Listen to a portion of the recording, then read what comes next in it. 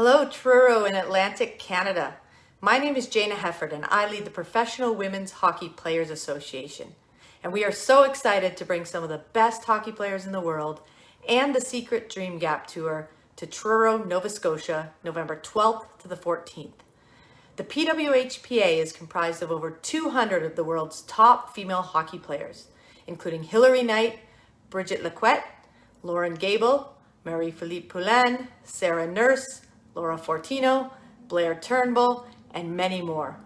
This group of strong women have created a united voice to support a sustainable future for women's professional hockey.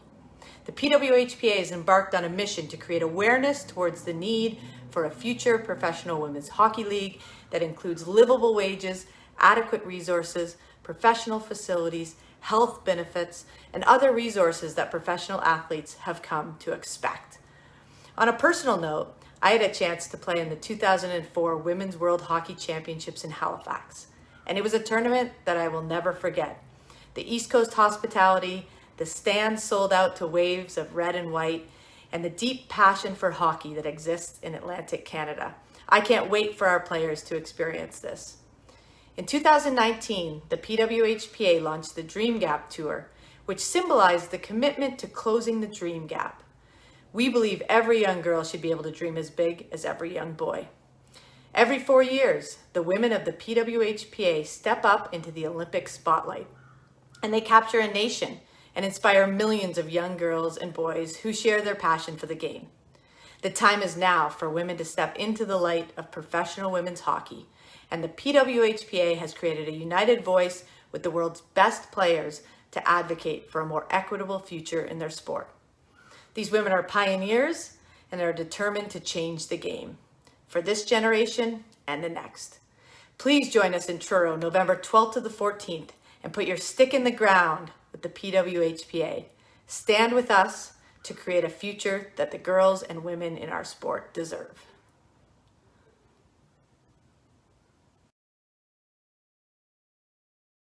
Hey everyone, I'm so excited to be back here at home. I know that it'll be a little bit hard to follow Julie's comedy up here earlier today, but like Julie, I am extremely nervous, and so bear with me a little bit. I will get a little bit more comfortable, but I don't do a lot of speaking.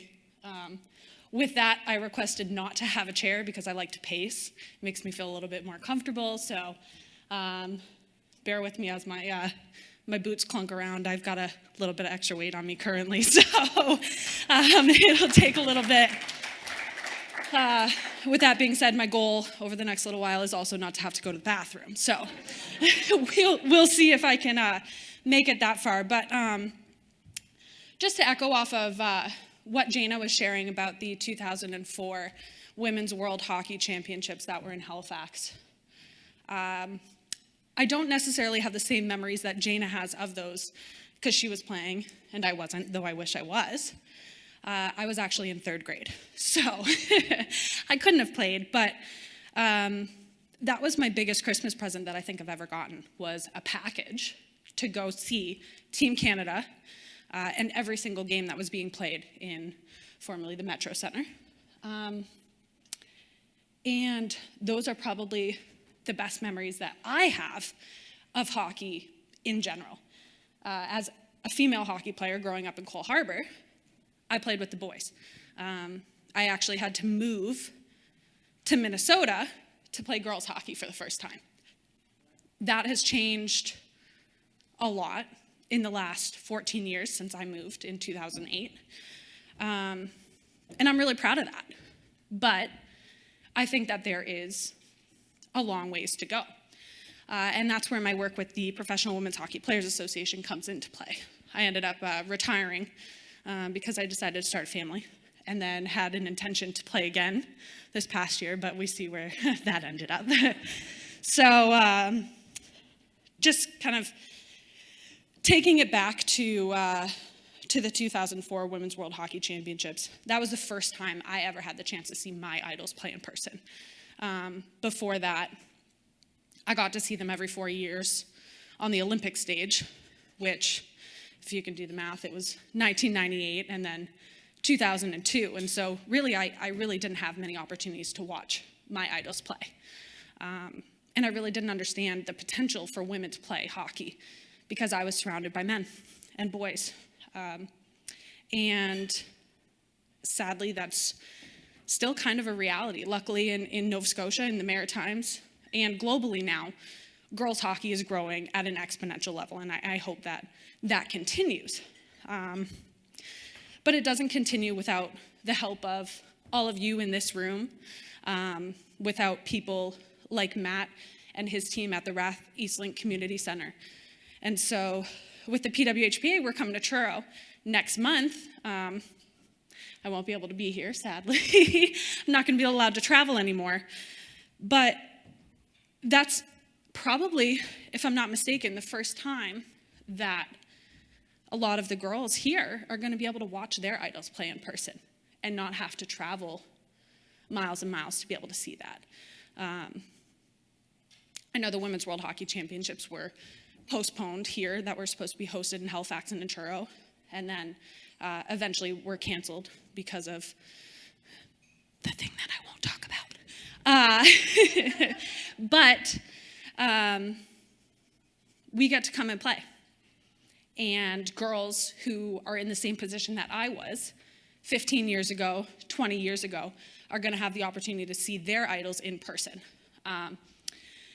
And with the Professional Women's Hockey Players Association, we've had the opportunity to launch the Secret Dream Gap Tour, which it's obviously not very secret, but Secret Deodorant is our major sponsor there, so that's where the name comes from. But the Dream Gap Tour comes from the dreams that little girls and little boys have when it comes to playing professional hockey. They're not equal. I don't have a professional league to play in currently, and little girls don't have a professional league to dream of playing in currently. But they can all dream to play in the NHL, right? How many girls play in the NHL? Yeah, that's an easy answer, none. And so, with that being said, we're continuously fighting for a professional women's hockey league. And I might be a little bit biased, but I would say that Atlantic Canada likely has one of the absolute greatest markets to host a professional women's hockey franchise.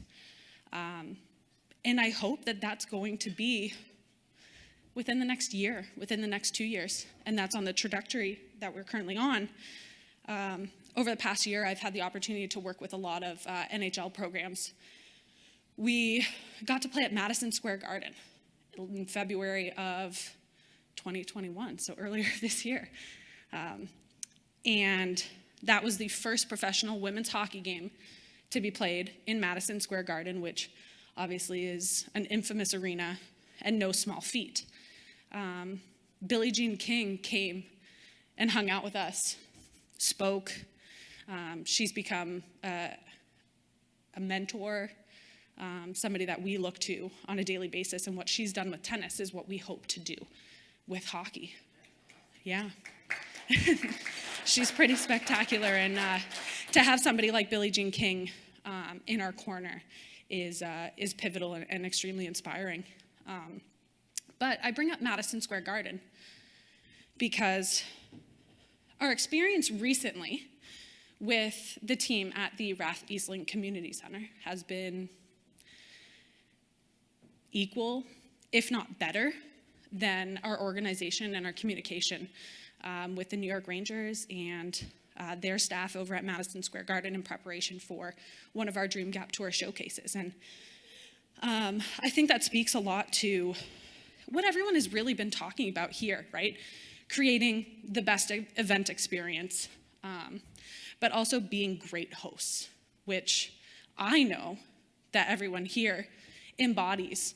And I hope that I get to show the rest of the world how much Atlantic Canada really does meet those expectations. But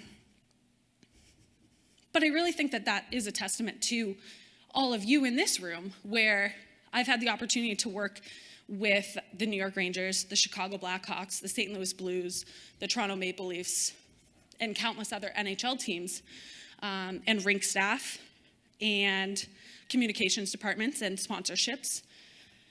But Truro matches up, right? And it's not something that we get to celebrate or hear a lot about in Atlantic Canada, because we're often overshadowed by those bigger arenas, those bigger markets, those bigger opportunities. But it all goes back to those dreams.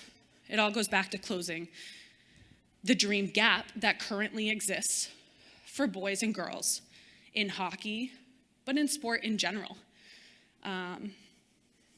And just because Atlantic Canada might be a little bit smaller than New York City, by population, it actually does fall a little bit smaller, believe it or not. But there is so much potential here. And I'm biased because I grew up here. So I'll tell a story about this picture. This was in 2012 in the Czech Republic. I had the opportunity to win a gold medal with Hockey Canada. That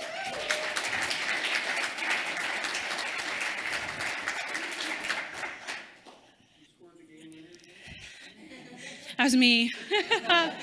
And what's a little bit funny about that actually is I was always known to be a stay-at-home defenseman growing up. And not much of a goal scorer. Didn't really get many assists, not many points. Tended to play a lot of penalty kill, very limited power play time. And in this game, I was actually playing against my high school roommate and my D partner, who played for Team USA.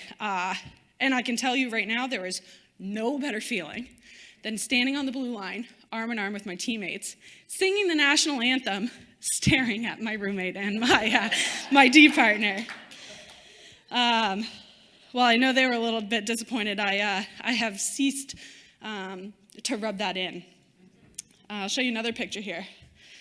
So speaking about Madison Square Garden, that was me back in February, about 25 pounds lighter. So you might not recognize me. But like I said, this was a pivotal moment for women's hockey. And there is a lot of potential, like I said, up here. And that's where I got a little bit emotional, is that I could not dream of playing in this arena. Gosh, pregnancy emotions suck. I should not be this. I mean, I'm very passionate about it, but I'm not a crier, so this is really weird for me. But I did dream of playing in Madison Square Garden, but I dreamed of playing in the NHL because I didn't have anything different. And that's what we're fighting for, is to be able to put a jersey on, to have our own locker room in this arena. But also to have the little girls growing up here in Cole Harbour that look at me and think I'm a role model for them. And to dream of a world where they can make a living playing the sport that they love.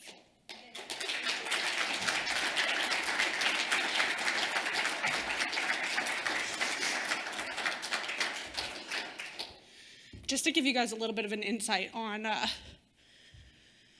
what professional women's hockey looks like currently, and why it is hard to talk about sometimes, is I signed my first professional hockey contract in 2008. I graduated from Boston University in 2017 and had a really great career in Boston. Then I signed with the Worcester Blades in the CWHL, which is the Canadian Women's Hockey League, which has since folded, thus creating the PWHPA. But when I signed my contract and joined people from Cole Harbour like Nathan McKinnon, and Sidney Crosby with the title of professional hockey player that came with a $3,000 salary. That sucks.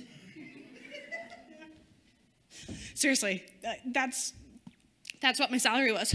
And I got a pair of black hockey pants, a black helmet, a pair of black gloves, because mine were all red from college hockey, so I was going to stick out like a sore thumb. And that was that. I work a full-time job. I did then, I still do now, on top of everything with hockey. But we would practice at 10 o'clock at night. Practice 10 to 11. I lived an hour and 15 minutes away from the rink. I also lived an hour and a half away from my day job, so it wasn't overly intelligent of me to decide to play and decide to work a ways away from home. But I used to get home at, midnight, go to bed, wake up at 5 o'clock, get ready for my day job. I'd go to the office, have to be there for 7:30, work my full work day. And then it wasn't worth going home for an hour and a half after work just to get to the rink in time. I used to work out on my lunch hour.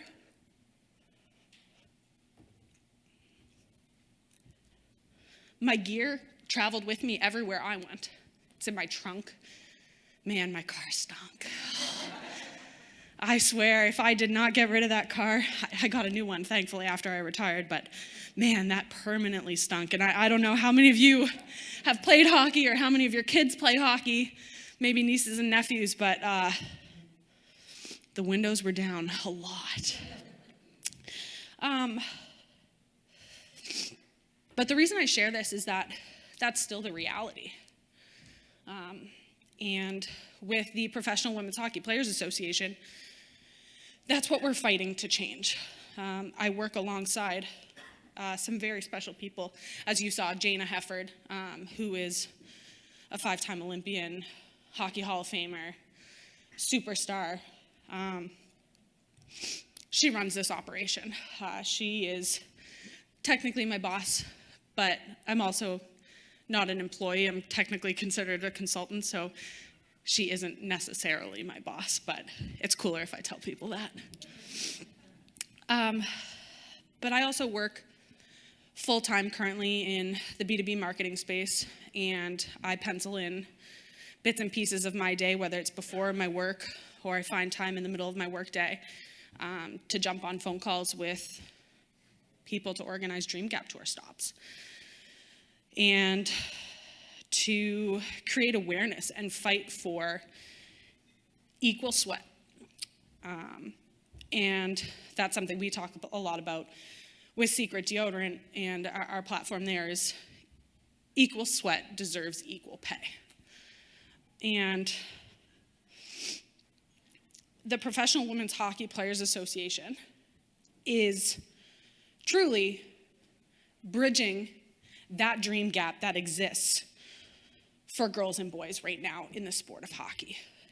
And I'm here sharing this with you today because I truly believe that somewhere in Atlantic Canada, we get to be that difference. We get to eventually have that franchise of that first professional women's hockey league where our players can make a livable wage. They don't have to work another full-time job or a part-time job just to make ends meet, where they don't have to train on their lunch hour or train in the hour and a half before practice because they're not skating until 10 o'clock at night.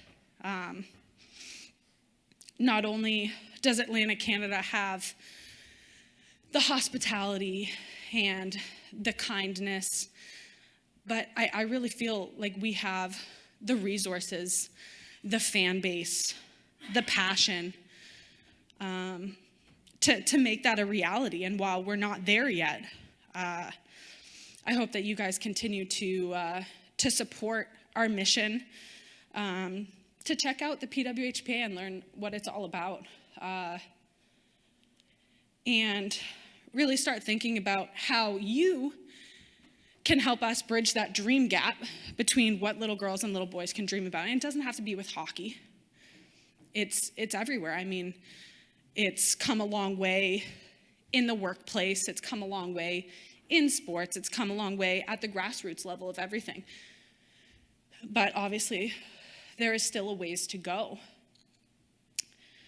And when I look back to talking about my ties to Cole Harbour, Nova Scotia, obviously the first name you think of is Sidney Crosby. I would hope so. And then you think of Nathan McKinnon, who, funny enough, I grew up playing with.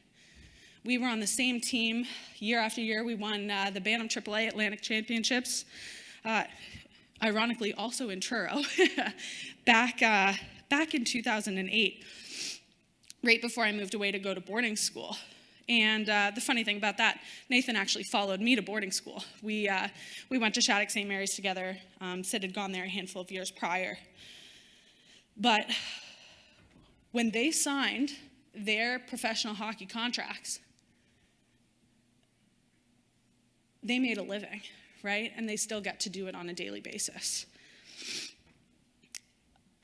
I signed mine, and I had to take a Friday or a Monday off of work to fly to Calgary to go play a game from Boston. I would end up having to make excuses at work saying, oh, I have a cough. I should probably stay home. Meanwhile, I'm driving to the airport to get on a plane to fly to Toronto to go play a hockey game. And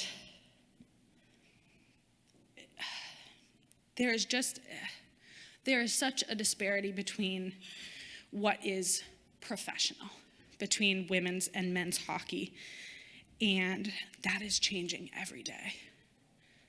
Being at Madison Square Garden, we were treated like royalty by the New York Rangers. We stayed in the same hotel that visiting teams play in. We had catered meals. Oops, sorry, I clicked the button. We had champagne for the winning teams because Bottega is one of our partners, and we want to celebrate our players as though they are the pros that they should be. We were treated like royalty by the Chicago Blackhawks. We got to go play out there, play at Fifth Third Arena and then at the United Center. And we got to play in the Enterprise Center in St. Louis, Missouri, and we're treated like royalty. We got to play in the Saddle Dome in Calgary. And these are all awesome. But it's going to be the same way when we're here in Truro. And it's going to match up equally, if not better, because of all of you, because of the people that you guys are, people that Atlantic Canadians are. And I think at the end of the day, it's important to kind of circle back to that, knowing that just because we're not the biggest, we don't have the most money to put into something, it doesn't mean that we cannot make it the best experience. And we're seeing that firsthand, and I am so excited that our players are going to get to see that firsthand in November. And I just want to give a kudos to all of you for putting Atlantic Canada on the map, for making those experiences the best experiences ever for our players and for anyone and everyone that comes to Atlantic Canada for any sort of event. And if I leave you with anything today, it is, I hope that you go to PWHPA.com and buy a ticket to the event in Truro next month. So,